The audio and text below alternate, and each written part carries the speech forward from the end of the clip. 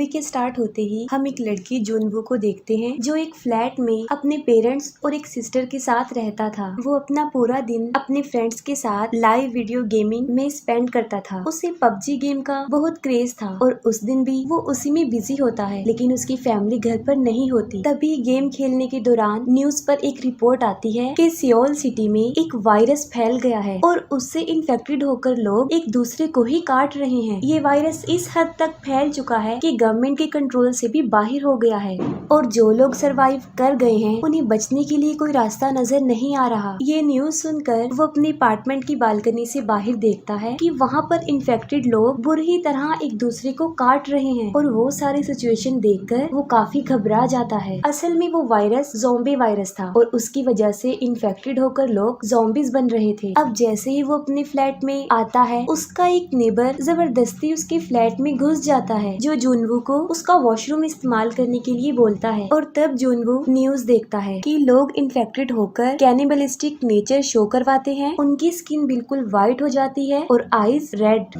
और बस इसके साथ ही उसका नेबर एक ज़ॉम्बी में कन्वर्ट हो जाता है। लेकिन फिर भी जुनवू उसे अपने फ्लैट से बाहर निकालने में कामयाब हो जाता है और फौरन वो दरवाजे को बंद कर लेता है। जुनवू को उसकी फैमिली का मैसेज भी आता है कि क्या वो ठीक है, और एक मैसेज आता है स्टे अलाइव। वो एक स्टिकी नोट पर अलाइव लिखता है और उसे अपने पेरेंट्स की पिक्चर पर चिपका देता है और ये वो एज अ मोटिवेशन करता है। जुनवू खुद को फ्लैट के अंदर ही बंद कर लेता है और मेन डोर पर fridge as a barricade use करता है ताकि वो ज़ॉम्बी अंदर एंटर ना हो सके। हेल्प के लिए वो एक सेव नोट यानी स्टे अलाइव सोशल मीडिया पर अपलोड करता है ताकि कोई उसकी पोस्ट को पढ़ के उसकी हेल्प तो करे, लेकिन कोई भी उसकी मदद के लिए नहीं आता क्योंकि जहाँ पर वो रहता था वो सारा एरिया ही ज़ॉम्बीज की लपेट में आ गया था। ये सब कुछ उसने एक ड्रोन के जरिए पता लगवाया था जब उसके पास सिग्नल अवेलेबल थे। उसके मोबाइल फोन की बैटरी भी डेड हो चुकी थी। नेबरहुड में ये वायरस तेजी से फैल चुका था और सब लोग ज़ॉम्बीज बन गए थे। इन ज़ॉम्बीज की एक खास बात ये थी कि ज़ॉम्बी बनने के बावजूद भी अपनी डेली रूटीन की सारी हैबिट्स याद रखते थे, जैसे कि सुनना,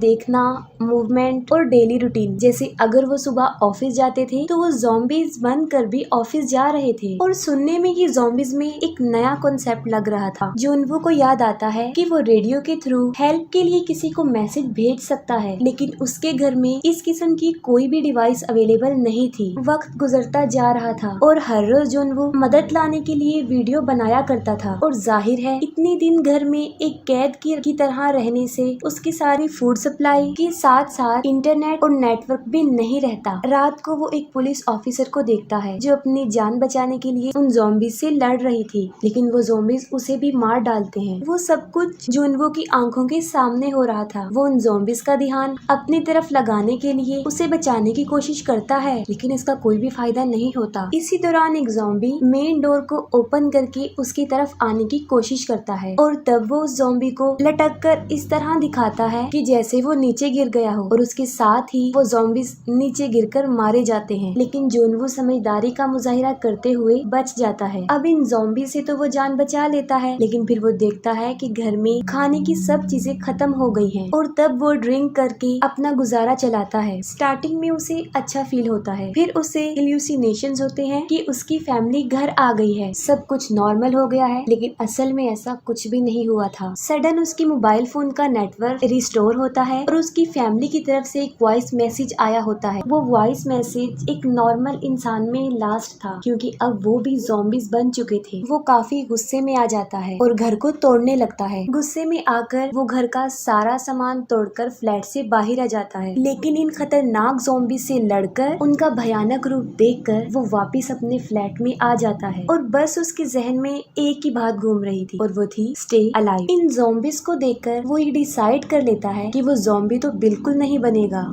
ये सोचकर वो खुद को फांसी लगाकर सुसाइड करने वाला था और तभी कोई सामने वाले फ्लोर से एक लेजर लाइट की मदद से उसे बचा लेता है। वो उठकर देखता है तो उसके सामने वाली बिल्डिंग में एक और सर्वाइवर बची थी जिसका नाम किम यूबिन था। वो दोनों डेली सिग्नल्स के थ्रू बातें किया करते थे। यूबिन ने अपने घर के मेन डोर पर एक ट्रैप भी लगाया था जिसके अंदर एक ज़ॉम्बी फंस जाता है और मौके का फायदा उठाकर यूबिन उसे मार डालती है। यूबिन एक अच्छी लड़की थी, वो किसी को भी मारना नहीं चाहती थी, लेकिन सिचुएशन कुछ ऐसी थी कि उसे उस ज़ॉम्बी को मारना पड़ा, क्योंकि अगर वो उसे न मारती तो वो शायद उसे मार डालता। यूबिन देखती है कि जुनवो काफी दिन से भूखा है, तो वो उसे खाना देने के लिए एक रस्सी को बांधकर उसके अपार्टमेंट में फेंकने की कोशिश करती है, लेकिन जिस बॉल के जरिए वो रस्सी को उस फ्लोर तक फेंक रही थी वो वहाँ पहुँचने की बजाय नीचे गिर जाती है। तब जुनवो अपना ड्रोन भेजता है और ड्रोन के जरिए उन दोनों के बीच एक रस्सी बांध दी जाती है और जुनवो तक खाना पहुँचाया जाता है। उसके बाद एक ज़ॉम्बी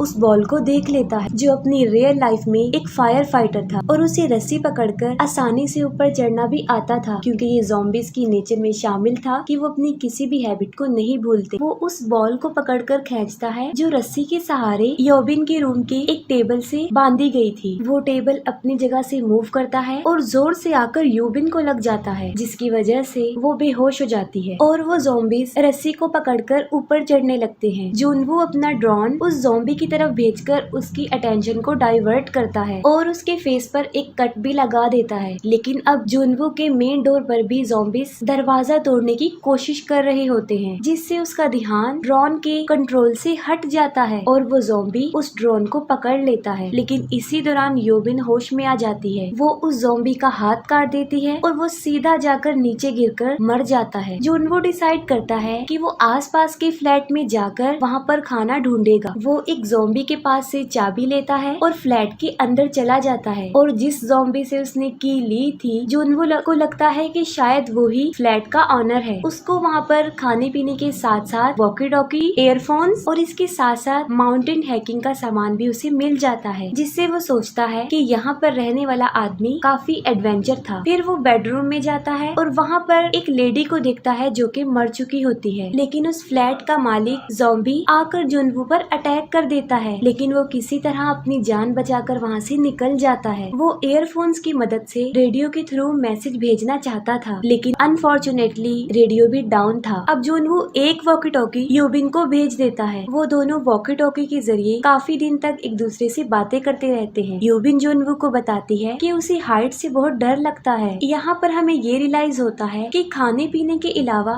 इंसान को किसी के साथ की भी जरूरत होती है, क्योंकि अकेला रहना भी इंसान के लिए कभी कभी किसी नुकसान से खाली नहीं होता। पानी पीने के लिए ये दोनों बाहर कंटेनर्स रखा करते थे और जब बारिश होती थी तो वो कंटेनर्स पानी से भर जाया करते थे। एक दिन बहुत सारे ज़ॉम्बीज उस पूरे अपार्टमेंट में फैल जाते हैं। उन ज़ॉम्बीज की मूवमेंट से ऐसा फील हो रहा था कि जैसे बारिश हो रही है, लेकिन असल में वो उन ज़ॉम्बीज के भागने की आवाज थी। भगदड़ में यूबिन से कुछ चीजें गिर जाती हैं, जिससे साउंड हो जाती है, जिस पर सारे के सारे ज़ॉम्बीज उसी के फ्लैट की तरफ आने लगते हैं। लेकिन तभी जुनवो यूबिन के साथ वाले फ्लैट से अपने घर के लैंडलाइन नंबर से उस पर कॉल कर देता है, जिससे वो सारे ज़ॉम्बीज यूबिन के साथ वाले फ्लैट में चले जाते हैं। यानी इन ज़ॉम्बीज के सुनने की पावर काफी स्ट्रॉन्ग थी। ये दोनों बात करते हैं कि अगर वो यहीं पर ऐसे ही पड़े रहे तो वो एक दिन मर जाएंगे। यूबिन बताती है कि उसने जुनवो की बिल्डिंग के फ्लोर नंबर 8 पर किसी ज़ॉम्बी को भी नहीं देखा, तो वो कहती है कि उन्हें वहाँ जाकर अपनी जिंदा रहने के लिए खाने को ढूंढना होगा। वो दोनों नीचे आते हैं और ज़ॉम्बी से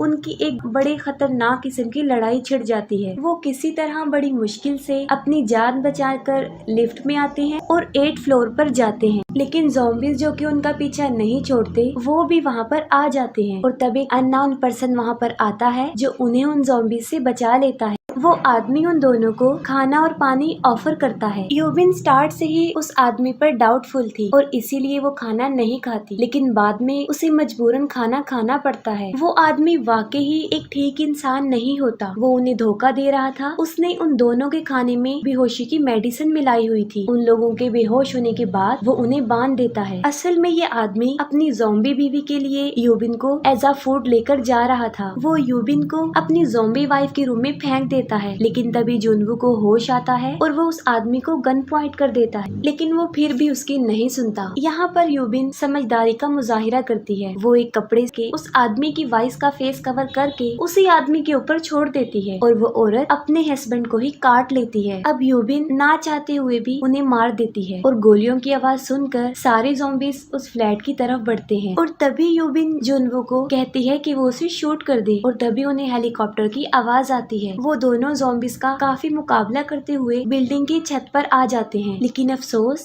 वहाँ पर उन्हें कोई भी हेलीकॉप्टर नजर नहीं आता। वो चंद बची कुची गोलियों से उन ज़ॉम्बिस को शूट करते हैं और साथ साथ अपने लिए प्रे करते हैं कि वो बच जाएं। और तभी अचानक से वहाँ पर हेलीकॉप्टर सच में आ जाते हैं। उन ज़ॉम्बिस को शूट करते हुए दोनों को सही सलामत हेलीकॉप्टर में बिठा लिया जाता है। वहाँ से निकलते ही सिग्नल भी आ जाते हैं और उनके फ्रेंड्स के आए हुए मैसेजेस देखकर वो खुश हो जाते हैं। दोनों सर्वाइवर अपनी पिक्चर्स को नेट पर अपलोड करके अपनी लोकेशन बताते हैं। फाइनली जुनवो का स्टे अलाइव अब अलाइव बन जाता है और बस इसके साथ ही ये मूवी एंड हो जाती है।